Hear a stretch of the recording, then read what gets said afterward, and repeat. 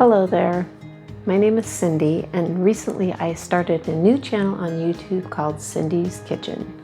So far I've posted 2 recipes. One was on garden salsa and the other was healthy heart bread. Both very good. Hope you check them out. So today I'm going to talk to you about how I make white chicken chili. On all my videos, hopefully all my videos, I'm going to be leaving a recipe at the end. So if you want to skip to that, you can by all means skip to that. But this is going to be about how I put it together. I may not list all the spices that I put in it, but definitely refer to the recipe because I put all those spices in it. As far as quantities and how much, these are all approximations. You adjust it to your liking. I like my chili, at least the white chicken chili, kind of brothy, so I add more broth than you might, so you adjust it to your liking. So anyway, let's just get started. So the first thing you need is a large Dutch oven, about 10 quarts or a pot. You want enough headroom so you can stir it once everything's in there. First thing I do is I add the olive oil, and then I add the onions and the garlic and all the peppers. So the peppers are an Anaheim pepper, the whole thing. I think there's a few jalapenos in there. I add the seeds and everything. I like the heat, but you can take seeds out if you want. And there's a green bell pepper, a yellow bell pepper, and so yeah, I put all the peppers in there with the onions and garlic, and I start heating them through.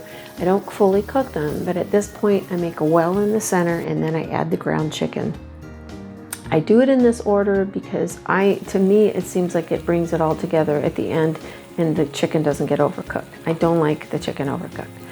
So what I do at this point is I get the carne asada seasoning and I sprinkle it all over the chicken. I chop it up and I start to brown it about the halfway point once again. So everything's kind of catching up to each other. Then I add the corn, and it's about 1 cob for 1 cup of corn. So I use 2 cobs to get 2 cups of corn. I prefer fresh corn if it's in season. If not, Costco's got a great frozen corn, but the fresh is the best. So if you can get a hold of it, and that might seem kind of like a pain, so much easier to open a can. Well, by all means, open a can if you want to open a can. But I'm telling you, this tastes really good, and it's super easy. I get a bowl, and I put the cob, I hold it straight up and down the bowl, and I get a knife, and I just slice the side of it, and everything just drops in the bowl. Works for me. So 2 cups of corn, diced tomatoes, the can of diced tomatoes, can of green chilies, a small can of green chilies. I think that's what's on here. And then I rinse the beans. So the beans that I have listed here are pinto beans and red kidney beans. You can use whatever beans you want.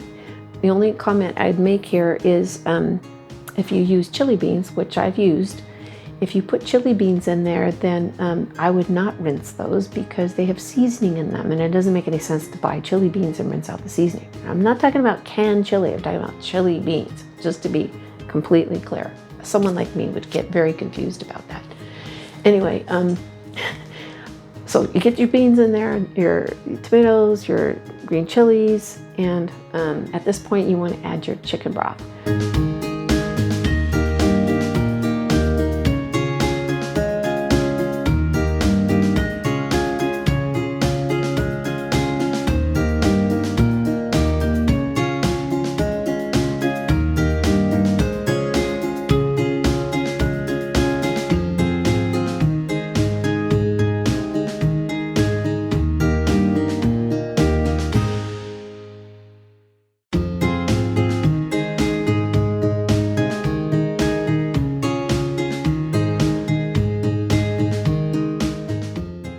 Okay, so that's in there.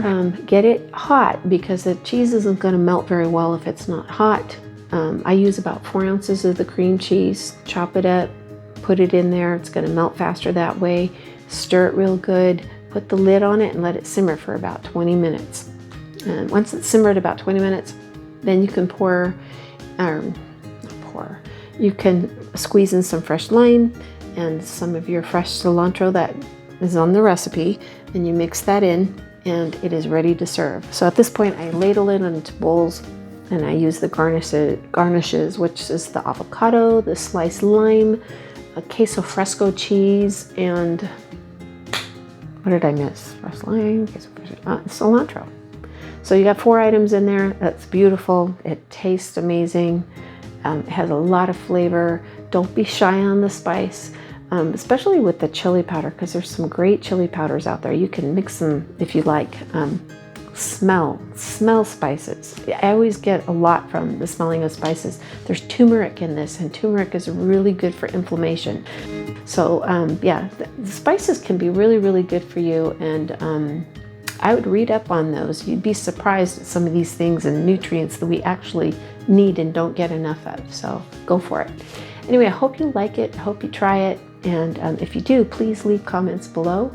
And if there's anything special that you would like me to try and make, if I haven't made it before, I make a lot of stuff. I've been cooking for years. I've been married 35 years and I've been cooking a lot. And I raised 6 kids. So cooking for a family of 8, yeah, I was pretty much always in the kitchen.